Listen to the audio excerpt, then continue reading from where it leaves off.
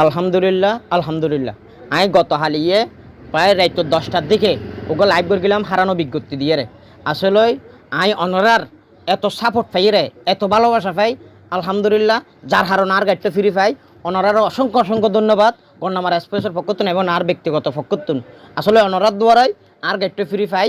যার কারণে আর এই গাড়িটল দি প্রায় 20,000 টাকা 20,000 টাকার মতো মালামাল আছে চাইলে হাইফিলের তো ফাইদল দি দেশত বালা মানুষ আছে বলি এখনও আর দেশে আছে সব করি আরা মনে করি দি বালা মানুষ এখনও আছে।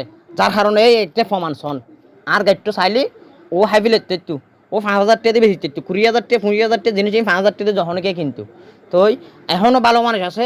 তার কারণে আর গাড়িটা ফিরি পাই ওর আই করে চাইলাম তো বসির করে পেলাই ও ন লয় আসলে বালা মানুষ আছে।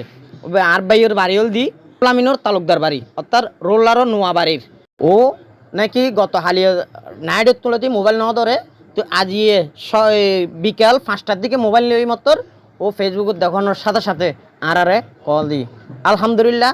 আর যথেষ্ট পরিমাণ খুশি হই অনারার ভালোবাসা হয়ে খুশি হইলাম। আর ভাই মোহাম্মদ আমানুল্লাহ ভাইয়ের এই যে মানবিক একখান হাজগর্গী মানবিক হাজ ধরা যায় এক ধরনের যেহেতু হন নিঃস্বার্থভাবে ও চাইলেও 5,000 টাকা 10,000 টাকা বেশি দিতে তো ন বেশি এর যে আর দিবিলে গিয়ে আর জিনিস আমানত হিসেবে দিবিলে গিয়ে আর যথেষ্ট পরিমাণ ওর প্রতি খুশি হইলাম।